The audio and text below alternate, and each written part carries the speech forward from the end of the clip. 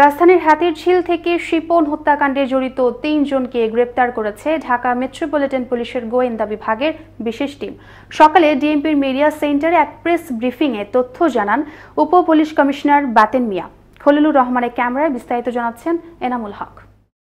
গেল ২১শে ফেব্রুয়ারি রাতে মধুবাগ চেয়ারম্যান গলিতে বান্ধবীর বাসায় বিবাহ সংক্রান্ত বিষয়ে কথা বলতে যান আজাদ ও তার পরিবার। এ সময় মধুবাগের স্থানীয় কয়েকজন যুবক তাদেরকে আটকে রাখে। এই ঘটনার পর থেকেই দু গ্রুপের চরম দ্বন্দ্বের সৃষ্টি হয় এবং এর জেরেই হত্যা করা হয় শিপনকে। উঠতি বয়সের ছেলেদের মধ্যে দ্বন্দ্বের ফলে একজন শিপন নামের একজন ছেলেকে ছুরিকাঘাত করে হত্যা করা হয়। এলাকার যে মেয়েটি, তার সঙ্গে একটা প্রেমের সম্পর্ক ছিল।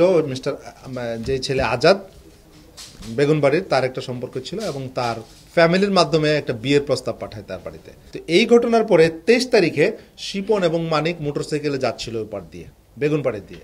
ওটা যখন ওইখানকার ছেলেরা দেখে, আজাদ তারা দেখে, ৬-৭ জন মিলে তাদের উপর চড়াও হয় এবং তাদেরকে উপর্যুপুরি এই শিপনকে স্টেপ করে এবং তাকে হাসপাতালে নেওয়া যাওয়ার পরে শিপন মারা যায়। এই ঘটনার পরপরই আমাদের ওয়েস্ট ডিভিশনের ডিবির একটি চৌকস টিম এটা তদন্ত করে তারা ইতিমধ্যে ৩ জনকে গ্রেফতার করেছে। তারা হলো মিস্টার আজাদ, সুজন এবং ইব্রাহিম। তাদের বয়স ২০-এর কাছাকাছি হবে।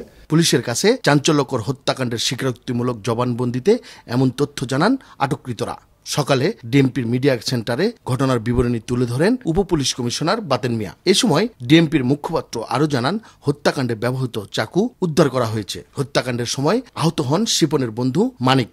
বর্তমানে তিনি ঢাকা মেডিকেল কলেজ অ্যান্ড হাসপাতালে চিকিৎসাধীন রয়েছেন। তবে এই হত্যাকাণ্ডের সঙ্গে জড়িতদের দৃষ্টান্তমূলক শাস্তির দাবি করছেন নিহতর পরিবাররা। এনামুল হক, আনন্দ টিভি, ঢাকা।